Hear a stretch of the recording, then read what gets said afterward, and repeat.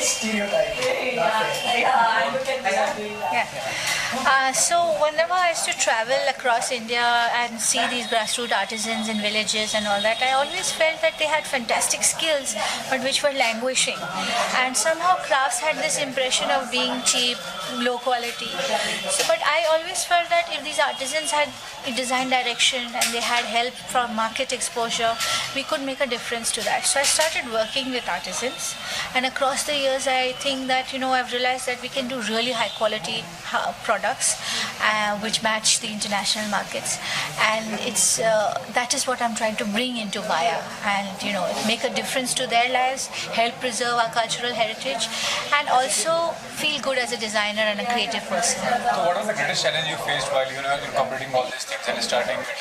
There might be some challenges initially. So what was the challenge you faced? So the challenges that we faced was, artisans don't understand markets, so they often don't do colors differently. They will do the forms differently, sizes they don't understand.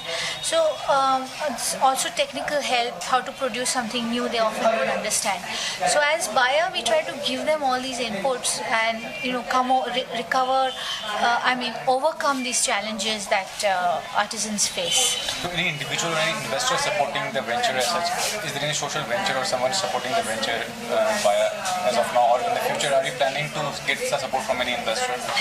We are a social venture. I don't know if we want investment really at this stage or later, but our plans are to grow. We are ambitious. We want to take Baya not only across Indian cities but also maybe internationally.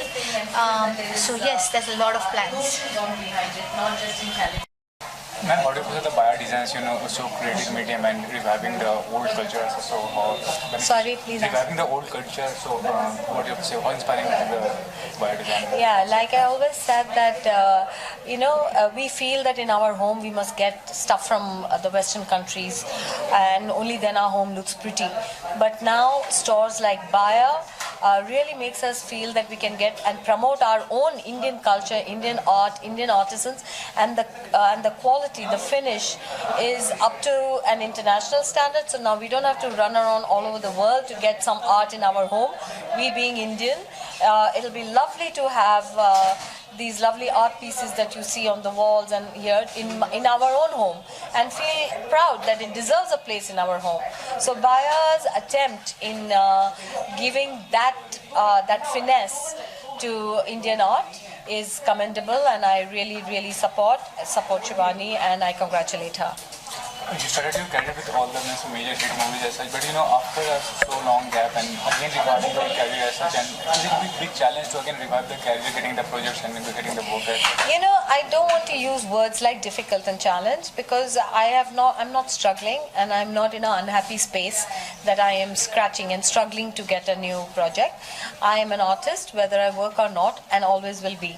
But I must say very gratefully and humbly that I'm having amazing opportunities currently, and especially in the South. I'm doing 3 South movies currently, and I'm hoping that more and more movies from different platforms, and especially there are web series like Netflix and Amazon, and there's just too many things that I can do, so it'll come in its own good time. and I'm really, really happy about that. As you were mentioning about the web series, do you think that the web series can take place of the feature film, the larger than life image which the film startup films have, the 70 kind of thing? So web series are a medium which are very convenient for the people to watch in, but when it comes to feature films, can you... See, I'll tell you how it is working in my house, okay? I don't know how the real trend is outside in the world, but if there is a big film with, say, Shah Rukh Khan and, Anushka or Alia, we all want to go in the theater, and nothing can replace that. We expect good music, we expect good locales, we expect good stories, good performances, and we want to make a family day out, and we go to a cinema and we watch it. But other than that, I would love to sit in my home and watch a lovely series or show at home. So there's a lot of, in fact, shows like Sacred Games, and everybody's watching stuff at home. Whether it is Games of Throne, and so definitely, if I don't get what I really want in a big 70 screen, I would very happily do something nice in Netflix and be in everybody's home as well.